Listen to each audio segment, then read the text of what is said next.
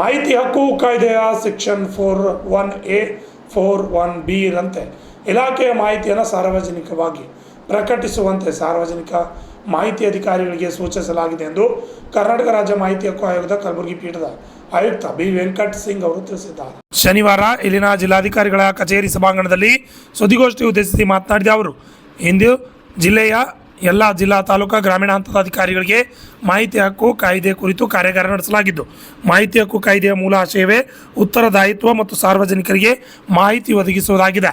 ಹೀಗಾಗಿ ಸಾರ್ವಜನಿಕ ಮಾಹಿತಿ ಅಧಿಕಾರಿಗಳು ತಮ್ಮ ಕಚೇರಿ ಮಾಹಿತಿಯನ್ನು ಸ್ವಯಂ ಪ್ರೇರಿತವಾಗಿ ಕಾಯ್ದೆಯ ಸೆಕ್ಷನ್ 41A 41B ರಂತೆ ಇಲಾಖೆಯ ಮಾಹಿತಿಯನ್ನು ಸಾರ್ವಜನಿಕವಾಗಿ ಪ್ರಕಟಿಸಿದಲ್ಲಿ ಕಚೇರಿಗೆ ಬರುವ ಅರ್ಜಿ ಸಂಖ್ಯೆ ಗಣನೀಯವಾಗಿ ಕಡಿಮೆಯಾಗಲಿದೆ ಎಂದು ತಿಳಿಸಲಾಗಿದೆ ಎಂದರು. ಈ ಸುದ್ದಿಗೋಷ್ಠಿಯಲ್ಲಿ ಕರ್ನಾಟಕ ಮಾಹಿತಿ ಆಯೋಗದ ಆಯುಕ್ತ doctor Richard Vincent D'Souza, doctor Mahesh Walvekar ಹಾಜರಿದ್ದರು. Bureau report RJ32 Kannada news, Kalaburagi. ಜಿಲ್ಲೆಯ ಎಲ್ಲ ಸಾರ್ವಜನಿಕ ಮಾಹಿತಿ ಅಧಿಕಾರಿಗಳು, ತಾಲೂಕು ಹಾಗೂ ಜಿಲ್ಲಾ ಮಟ್ಟದ ಅಧಿಕಾರಿಗಳಿಗೂ ಇವತ್ತು ಮಾಹಿತಿ ಹಕ್ಕು ಕಾಯ್ದೆಯ ಕುರಿತಂತೆ ಒಂದು ದಿನದ ಕಾರ್ಯಾಗಾರವನ್ನು ಹಮ್ಮಿಕೊಳ್ಳಲಾಗಿತ್ತು. ಈ ಕಾರ್ಯಾಗಾರಕ್ಕೆ ಎಲ್ಲ ಇಲಾಖೆಯ ಬಹುತೇಕ ಅಧಿಕಾರಿಗಳು ಮತ್ತು ಸಾರ್ವಜನಿಕ ಮಾಹಿತಿ ಅಧಿಕಾರಿಗಳು ಬಂದಿದ್ದರು. ವಿಶೇಷವಾಗಿ ಮಾಹಿತಿ ಹಕ್ಕು ಅಧಿನಿಯಮದ ಕುರಿತಂತೆ ಸಾಕಷ್ಟು ಅಧಿಕಾರಿಗಳಲ್ಲಿ ಮಾಹಿತಿಯ ಕೊರತೆ ಇರುವ ಕಾರಣಕ್ಕಾಗಿ ಸಾರ್ವಜನಿಕ ಮಾಹಿತಿ ಅಧಿಕಾರಿಗಳು ಮತ್ತು ಪ್ರಥಮ ಮೇಲ್ಮನೆ ಪ್ರಾಧಿಕಾರಿಗಳು ಸಕಾಲಕ್ಕೆ ಮಾಹಿತಿ ಕೊಡದ ಹಿನ್ನೆಲೆಯಲ್ಲಿ ಇವತ್ತು ಆಯೋಗದ ಮುಂದೆ ಸಾವಿರಾರು ಅರ್ಜಿಗಳು ಬರುತ್ತಿದ್ದಾವೆ.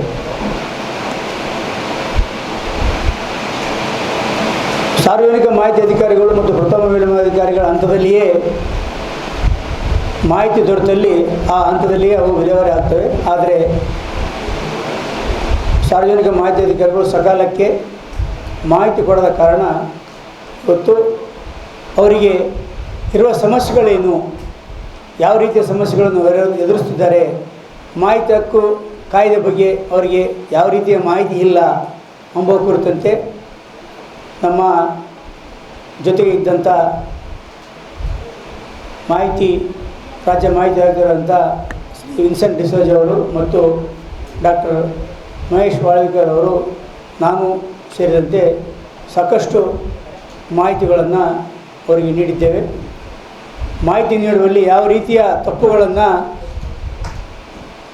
ಅಧಿಕಾರಿಗಳು ನೀವು ಮಾಡುತ್ತಿದ್ದೀರಿ, ಅದಕ್ಕೆ ಯಾವ ರೀತಿಯ ನೀವು ಪರಿಹಾರ ಕ್ರಮಗಳನ್ನು ಕೈಗೊಳ್ಳಬೇಕು, ಮೇಲ್ಮಂದರರಿಗೆ ಯಾವ ರೀತಿಯ ಮಾಹಿತಿಯನ್ನು ಕೊಡಬೇಕು ಮತ್ತು ಯಾವ ರೀತಿಯ ಮಾಹಿತಿಯನ್ನು ಕೊಡಬಾರದು ಮತ್ತು ಎಷ್ಟು ದಿನದೊಳಗೆ ಕೊಡಬೇಕು ಸಂಬಂಧಪಟ್ಟಂತೆ ಸಾಕಷ್ಟು ವಿವರಣೆಗಳನ್ನು ಈಗಾಗಲೇ 3 ಜನ ಆಯುಕ್ತರು ನಾವು ಸಾರ್ವಜನಿಕ ಮಾಹಿತಿ ಅಧಿಕಾರಿಗಳಿಗೆ ಮತ್ತು ಪ್ರಥಮ ಮೇಲ್ಮನೆ ಪ್ರಾಧಿಕಾರದ ಅಧಿಕಾರಿಗಳಿಗೆ ಮಾಹಿತಿಯನ್ನು ನೀಡಿದ್ದೇವೆ. ವಿಶೇಷವಾಗಿ ಕರ್ನಾಟಕದಲ್ಲಿ ಮಾಹಿತಿ ಆಯೋಗ ಸ್ಥಾಪನೆ ಆಗಿ ದೇಶದಲ್ಲಿ 2005ರಲ್ಲಿ ಆದಾಗ ಕರ್ನಾಟಕದ ರಾಜ್ಯದಲ್ಲಿ ಸಹ ಅದೇ ವೇಳೆ ಮಾಹಿತಿ ಆಯೋಗ ಅಸ್ತಿತ್ವಕ್ಕೆ ಬಂದು ಕಳೆದ 20 ವರ್ಷ ಮಿಗಿಲಾಗಿದೆ. ಈ ಅವಧಿಯಲ್ಲಿ ಈಗ ಪ್ರಸ್ತುತ ಮುಖ್ಯ ಆಯುಕ್ತರನ್ನು ಹೊರತುಪಡಿಸಿ ಎಲ್ಲ ಆಯುಕ್ತರು ಹುದ್ದೆಗಳು ಭರ್ತಿ ಇದ್ದು, ನಮ್ಮ ಆಯೋಗದಲ್ಲಿ ಕಳೆದ 1 ವರ್ಷದಿಂದ ಆದಂಥ 8 ಜನ ಆಯುಕ್ತರು ಮತ್ತು ನಾವು ಅಕ್ಟೋಬರ್ನಲ್ಲಿ ನೇಮಕವಾದಂಥ ನಾವು 3 ಜನ ಆಯುಕ್ತರು ಇಲ್ಲಿವರೆಗೂ ಇಡೀ ಕರ್ನಾಟಕ ರಾಜ್ಯದಲ್ಲಿ ದಾಖಲಾಗಿರ್ತಕ್ಕಂಥ ಒಂದು ವರ್ಷದಿಂದ ದಾಖಲಾದಂಥ 56,000 ಪ್ರಕರಣಗಳಲ್ಲಿ 40,000 ಪ್ರಕರಣಗಳನ್ನು ವಿಲೇವಾರಿ ಮಾಡುವ ಮೂಲಕ ಬಹುಶಃ ದೇಶದಲ್ಲಿಯೇ ಅತ್ಯಂತ ವೇಗವಾಗಿ ಪ್ರಕರಣಗಳನ್ನು ವಿಲೇವಾರಿ ಮಾಡುವಂಥ ರಾಜ್ಯಗಳ ಪೈಕಿ ಕರ್ನಾಟಕ ಮುಂಚೂಣಿಯಲ್ಲಿದೆ ಅಂತೇಳಿ ನಾನು ಅಂದ್ಕೊಂಡಿದ್ದೀನಿ. ಸಾರ್ವಜನಿಕರಿಗೆ ಮಾಹಿತಿ ಒದಗಿಸಲಿ ಸಮಸ್ಯೆಗಳು ಸಹಜವಾಗಿ ಅಧಿಕಾರಿಗಳ ಮಟ್ಟದಲ್ಲಿ ಇರ್ತದೆ. ಒಂದು, ಅವರಿಗೆ ಮಾಹಿತಿ ಕೊಡುವ ಬಗ್ಗೆ ಮಾಹಿತಿ ಇರಲ್ಲ, ಮಾಹಿತಿ ಕೊಡುವ ಬಗ್ಗೆ ನಿರ್ಲಕ್ಷ್ಯ ಇರ್ತದೆ ಮತ್ತು ಮಾಹಿತಿ ಕೊಡುವ ಬಗ್ಗೆ ಹಿಂಜರಿಕೆ ಇರ್ತದೆ.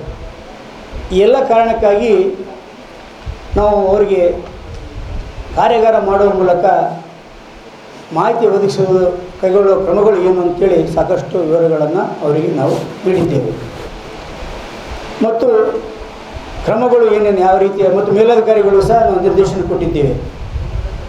ನಿಮ್ಮ ಸಾರ್ವಜನಿಕ ಪ್ರಾಧಿಕಾರಗಳಲ್ಲಿ ಯಾವ ರೀತಿಯ ವಿಶೇಷವಾಗಿ 401A 401B ಇದು ಕಡ್ಡಾಯ ಸರ್ಕಾರದ ಎಲ್ಲ ಕಚೇರಿಗಳಲ್ಲಿ ಆ ಕಚೇರಿಯ ಆಗು ಹೋಗುಗಳನ್ನು ಪ್ರತಿ ವರ್ಷ ಅಕ್ಟೋಬರ್ 31ರೊಳಗಾಗಿ ಅದನ್ನು ಪ್ರಕಟಿಸುವ ಮೂಲಕ ಸಾರ್ವಜನಿಕರಿಗೆ ಸರ್ಕಾರದ ಮತ್ತು ಆ ಕಚೇರಿಯಲ್ಲಿ ನಡೀತಕ್ಕಂಥ ಎಲ್ಲ ಕಚೇರಿಯ ಆಡಳಿತ ವ್ಯವಹಾರಗಳು, ಆರ್ಥಿಕ ವ್ಯವಹಾರಗಳು, ಸರ್ಕಾರದ ಸೂಚನೆಗಳು, ಸಲಹೆಗಳು, ಕಾಮಗಾರಿ ವಿವರಗಳು ಮತ್ತು ಅಧಿಕಾರಿಗಳಿಗೆ ಸಂಬಂಧಪಟ್ಟಂಥ ಆಡಳಿತ ವಿವರಗಳನ್ನು ಕೊಡ್ತಕ್ಕಂಥದ್ದು ಆ ಕಚೇರಿಯ ಆದ್ಯ ಕರ್ತವ್ಯ. ಅದು ಭಾಳಷ್ಟು ಕಚೇರಿಗಳಲ್ಲಿ ಸರಿಯಾದ ಪ್ರಮಾಣದಲ್ಲಿ ನಿರ್ವಹಣೆ ಆಗ್ತಿಲ್ಲ. ಆ ಹಿನ್ನೆಲೆಯಲ್ಲಿ ಆ ವಿಷಯಕ್ಕೆ ಸಂಬಂಧಪಟ್ಟಂತೆ ಸಹ ಇವತ್ತು ನಾವು ಎಲ್ಲ ಅಧಿಕಾರಿಗಳಿಗೆ ಅದನ್ನು ಪುನರ್ಮನನ ಮಾಡುವ ಮೂಲಕ 401A 401B ಕಡ್ಡಾಯ ಮಾಡುವ ಕುರಿತಂತೆ ಡಿಸ್ಪ್ಲೇ ಅದು 17 ಅಂಶಗಳಿದೆ. ಅದರಲ್ಲಿ 401A 401Bನಲ್ಲಿ 17 ಅಂಶಗಳನ್ನು ಕಡ್ಡಾಯವಾಗಿ ಪಾಲಿಸಬೇಕಂತೇಳಿ ಇವತ್ತು ಈಗಾಗಲೇ ನಾವು ಸೂಚನೆಯನ್ನು ನೋಡಿದ್ದೇವೆ. ಮೇಲಧಿಕಾರಿಗಳಂಥ ಜಿಲ್ಲಾಧಿಕಾರಿಗಳಿಗೆ ಮತ್ತು ಜಿಲ್ಲಾ ಪಂಚಾಯತ್ ಮುಖ್ಯ ಕಾರ್ಯನಿರ್ವಾಹಕ ಅಧಿಕಾರಿಗಳಿಗೆ ಹಾಗೂ ಪಾಲಿಕೆ ಆಯುಕ್ತರಿಗೆ ಮತ್ತು ಕಂದಾಯ ಅಧಿಕಾರಿಗಳಿಗೆ ಸಹ ಈ ಸಂಬಂಧಪಟ್ಟಂತೆ ಎಲ್ಲ ನಿರ್ದೇಶನಗಳನ್ನು ನಾವು ನೀಡಿದ್ದೇವೆ.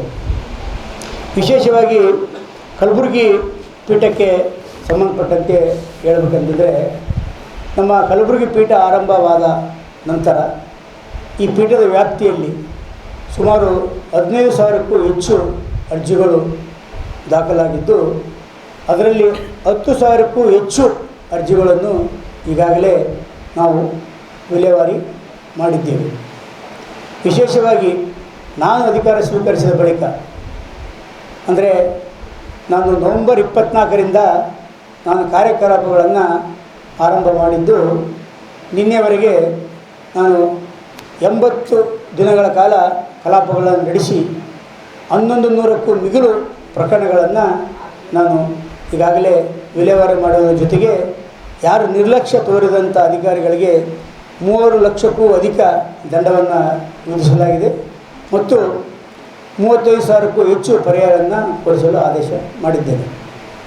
ಒಟ್ಟಾರೆಯಾಗಿ ಈ ಕಾಯ್ದೆ ಸಮಾಜಮುಖಿಯಾಗಿ ಮತ್ತು ಆಡಳಿತದಲ್ಲಿ ಪಾರದರ್ಶಕತೆ, ಭ್ರಷ್ಟಾಚಾರ ನಿರ್ಮೂಲನ ಮತ್ತು ಅಕ್ರಮ ತಡೆಗೆ ಪೂರಕವಾದಂಥ ಸಂವಿಧಾನಕ್ಕೆ ಬದ್ಧವಾದಂಥ ಒಂದು ಕಾಯ್ದೆಯಾಗಿರೋದರಿಂದ ಇದನ್ನು ಉತ್ತರದಾಯಿತ್ವ ಅಧಿಕಾರಿಗಳ ಮೇಲಿದೆ.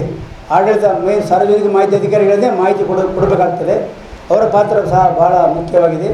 ಅವರು ಯಾವುದೇ ಮೇಲ್ಮನವಿದಾರ ಅರ್ಜಿದಾರ ಅರ್ಜಿ ಸಲ್ಲಿಸಿದಾಗ ಅದನ್ನು ಪೂರಕವಾಗಿ ಸ್ಪಂದನೆ ಮಾಡುವ ಮೂಲಕ ಅವರು ಮಾಹಿತಿ ಕೊಡಲು ಪ್ರಯತ್ನ ಪಡಬೇಕು. ನಕಾರಾತ್ಮಕವಾಗಿ ವಿಚಾರ ಇರಬಾರ್ದು. ಯಾವುದೇ ಮಾಹಿತಿ ಕೇಳಿದಾಗ ಅದರ ಪೂರಕವಾಗಿ ಕೊಡಬೇಕು.